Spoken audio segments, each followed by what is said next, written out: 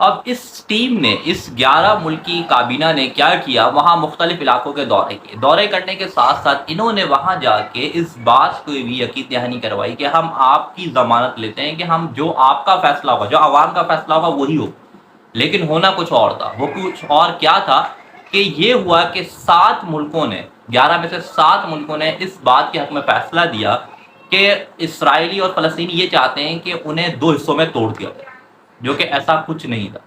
4 ملکوں نے یہ فیصلہ دیا کہ اسرائیل کی جو ہے ڈومیننسی وہاں پہ ہو ہی نہیں سکتی، جس میں انڈیا بھی شامل تھا۔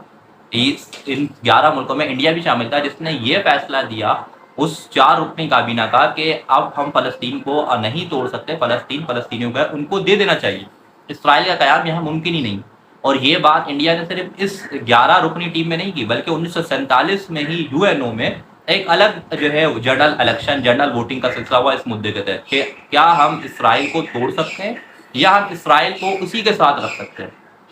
فلسطین کے ساتھ رکھ سکتے ہیں، یا اس کو توڑے یا اس زمین کو اس خطے کو ایک ہی ساتھ سمپ کر دیں۔ تو اس میں بھی انڈیا ان ملکوں میں شامل تھا جو کہ فلسطین کی سرزمین کو توڑنے کے حق میں نہیں تھے۔ تو یہ وہ الیکشن تھا 1947 کا UN میں، جو کہ جنرل الیکشن ہوا۔ ان دونوں کے رزلٹ میں اسرائیل اپنی ڈومیننسی، اپنے ڈیپ پاکٹس کا استعمال بہت گہرے طور پہ کر چکا تھا، اور اس نے ان دونوں الیکشن کی جو ضمانت تھی، جو یہ کہہ لیں کہ جو فیورٹزم تھا، وہ انہوں نے حاصل کر لیا۔ اور اسرائیل کی 10% میجورٹی ہونے کے بعد بھی، پورے فلسطین میں یہودیوں کی 10% میجورٹی ہونے کے باوجود بھی اس ملک کو توڑنے کا فیصلہ کیا گیا، اور توڑا بھی انہوں نے کچھ اس طریقے سے کیا کہ اسرائیل کی جو فلسطین کی زمین ہے،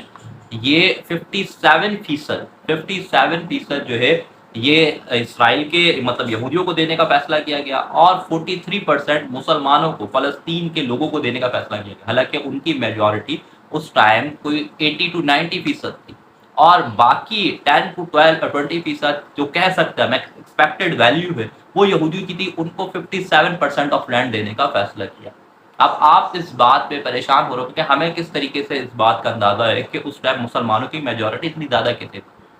1878 میں خلافت عثمانی کے دور میں جو مردم شماری ہوئی، اس کا رزلٹ کچھ یوں ہے کہ اس ٹائم مسلمان آبادی 86% تھی، مسلم کمیونٹی فلسطین میں 86% رہتی تھی، اور 9% عیسائیوں کی آبادی تھی، اور صرف 4% جو آبادی تھی وہ یہودیوں کی۔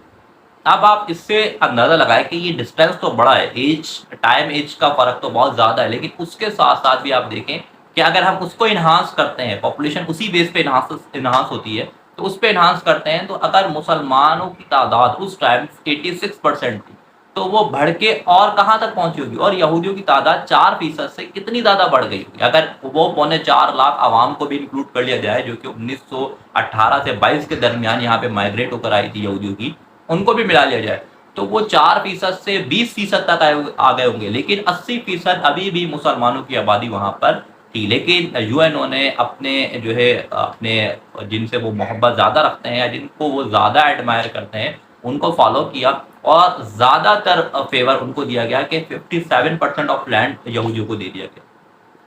اب مسلمان دنیا سے جب یہ 47 میں یہ چیز امپلیمنٹ ہوئی، تو مسلمان دنیا سے اس کا رد عمل سامنے آیا۔ سب سے پہلے وہ ملک سامنے آیا جو مسلمانوں کی بیک بون کہا جاتا ہے، سعودی عرب۔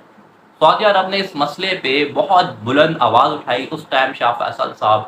وہ موجود تھے، انہوں نے بڑے بہترین اس کا رد عمل دیا، اور مسلمان دنیا کو جو ہے یکجا کیا کہ ہم فلسطین کی زمین فلسطینیوں کو واپس دلوائیں گے۔ اب شاہ فیصل نے کیا کیا؟ شاہ فیصل نے بیک ٹو بیک 2 جنگوں کا اعلان کیا، اور جو چھوٹی جنگیں اسرائیل کے اندر اسرائیل کے ساتھ لڑی گئی، اس پہ لبنان، شام، ڈائریکٹلی یا انڈائریکٹلی پاکستان بھی شامل تھا، اور سعودیہ ان کی بیک بون۔ لیکن نہ چاہتے ہوئے یہ دونوں جنگ ڈراپ ایج پہ ختم ہوئی، مطلب نہ وہ جیت سکے نہ ہم جیت سکے، ہم ایک مڈل ٹرم بریک میں آ گئے، مطلب ہم نہ وہ اپنی ڈومینس چھوڑ رہے تھے، کیونکہ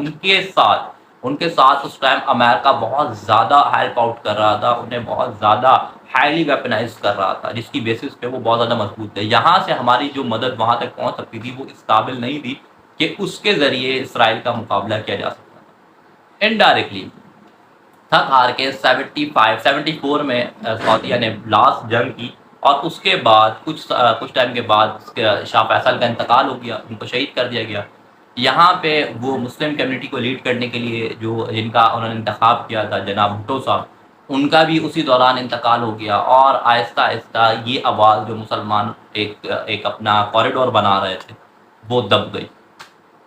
جب یہ آواز دبی تو کچھ اس طرح ہوا کہ اب اسرائیلیوں کے پاس ایک بہت اچھا سنہری موقع ان کے ہاتھ آ گیا کہ انہوں نے وہاں پہ اپنی بیسس کو اسٹرانگ کیا اور فلسطینیوں کو بالکل یہ کہہ لیں کہ وہ ان کو جو ہے لاک ڈاؤن کر دیا، ان کے ساتھ ٹریڈنگ کی، ان کی تجارت کی، ہر چیز کو بلاک کر دیا، جس کی وجہ سے وہ اکنامکلی بہت بیک پہ چلے گئے اور یہودی اس جگہ پہ بہت زیادہ مضبوط ہوئے۔ اب اگر ہم بات کریں کہ اب اس کا سولوشن کیا ہے، کون ہے مسلم دنیا میں جو کہ ان کا ساتھ دے سکتا ہے یا ان کی مدد کر سکتا ہے، یہ کہیں کہ اگر ہم کہیں کہ جہاد کی بیس پہ اگر ہم فلسطین کو اسرائیل سے الگ کرا سکتے تو کون سے وہ کنٹریز ہیں جو کہ اس ٹائم فلسطین کی مدد کر سکتا ہے؟ تو جناب دو بڑے مسلمان اسٹیٹ ہیں، ایک سعودی عرب خود اور دوسرا پاکستان۔ اب سعودی کی بات پہلے ہم کرتے ہیں کہ وہ سعودی کنیکٹ چل رہا تھا ابھی ساتھ ساتھ، تو عربوں نے اب اپنا جو عروج تھا وہ تو کھو دیا ہے۔ ان کی مونوپولی تھی آئل، جس کی بیس پہ ان کی 90% اکانومی چلتی۔ اب جب 90% اکانومی ان کی چلتی سے آئل کی بیس پہ، اب وہ ختم ہوتا جا رہا ہے، اس کے ریزرو ان کے پاس ختم ہوتے جا رہے ہیں، اور ان کو سبسٹیوٹ دینے کے لیے خود امریکہ میدان میں آ گیا ہے۔ 2020 کی رپورٹ کے مطابق امریکہ سعودیہ سے زیادہ پروڈیوس کر رہا ہے آئل، نہ صرف پروڈیوس کر رہا ہے بلکہ ایکسپورٹ بھی کر رہا ہے۔ تو اس سے یہ بات تو ثابت ہو گئی کہ اب سعودیوں کی جو آئل پہ مونوپولی تھی وہ ختم ہوتی جا رہی ہے، اب وہ باقی نہیں رہے گی۔ اس کے ساتھ ساتھ ہم بات کرتے ہیں کہ اب سعودیہ اسرائیل کے ساتھ جو سافٹ کارنر کریٹ کرا اس کی وجہ کیا ہے؟ جیسے کہ میں نے آپ کو بتایا کہ سعودیہ کی جو مونوپولی وہ ختم ہوتی جا رہی ہے، تو اب اس کو بیک اپ پلان چاہیے اپنی اکانومی کو، اپنی عیاشیوں کو اسٹیبل رکھنے کے لیے۔ تو اب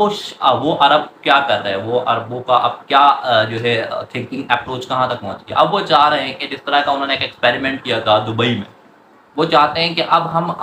حرمین میں بھی، سعودی عرب میں بھی اس چیز کو امپلیمنٹ کریں، جس کے سارے پلانس اسرائیل سے بن کر آتے ہیں، ساری فنڈنگ بھی اسرائیل کرتا ہے۔ دنیا کی سب سے بڑی معیشت، سب سے بڑی اسٹرانگ اکانومی اسرائیل لیڈ کر رہا ہے، تو وہی سب سے زیادہ فنڈنگ کرتا ہے اس طرح کی سچویشن میں۔ تو اب وہ سعودیہ کو بیک کرنے کے لیے، اس کی فلسطین سے آنکھیں بند کرنے کے لیے، یہ کہہ لیں ایک پردہ ڈالنے کے لیے، ان کو پیسوں پہ تول رہا ہے۔ اب وہ پیسے کس طریقے سے انویسٹ کر رہا ہے، وہ سعودیہ کو ایک جدید طرز عمل کی جو ہے خطہ بنانے جا رہا ہے، سب سے زیادہ جدید ٹیکنالوجی کا مرکز بنانے جا رہا ہے سعودی عرب کو۔ اب وہ اس پہ بے انتہا انویسٹ کر رہا ہے کہ صرف اور صرف ان کی جو ہے یہ کہہ لیں کہ ٹورزم ان کا بڑھے، وہاں پہ لوگوں کی جو مارکیٹنگ اسٹریٹجی وہ زیادہ بڑھے، ملٹیپل چیزوں میں وہ سعودیہ کو جو ہے یہ سارے جو ہے ایج دے رہا ہے۔ اب سعودیہ جو کہ اس بات کو تسلیم کر چکا ہے کہ اس کے پاس آئل کے علاوہ کوئی بیک اپ نہیں، اور اسے اپنی لائف اسٹائل کو مینٹین کرنے کے لیے وہ بیک اپ چاہیے، تو وہ بیک اپ جو ہے وہ اس کو اسرائیل پرووائڈ کرا ہے۔ تو سعودیہ کبھی بھی یہ سوچ بھی نہیں سکتا، عرب یہ سوچ بھی نہیں سکتے کہ وہ اسرائیل کے اگینسٹ اب کسی جنگ کا آغاز کرنے جائیں گے۔ یہی وجہ ہے کہ ابھی تک اتنے ڈوریشن میں فلسطینیوں کے ساتھ ظلم کی انتہا ہوتی جا رہی ہے، مسجد اقصیٰ کو نقصان پہنچایا جا رہا ہے، لیکن وہاں کی لیڈرشپ سے ایک ٹویٹ بھی نہیں کیا جاتا، ایک جو ہے یہ کہیں کہ ایک جو ہے ان کو برے الفاظ میں یاد بھی نہیں کیا جا سکتا، یعنی یہ کہہ لیں کہ وہ اس کو کچھ کرنا تو دور کی بات، کچھ کہنا بھی پسند نہیں کرتے اس بارے میں۔ اب ہم آتے ہیں پاکستان کی طرف۔ پاکستان کیا کر رہا ہے سر؟ پاکستان معیشی طور پر اور سیاسی طور پر دونوں تو صورتحال میں تباہ و برباد۔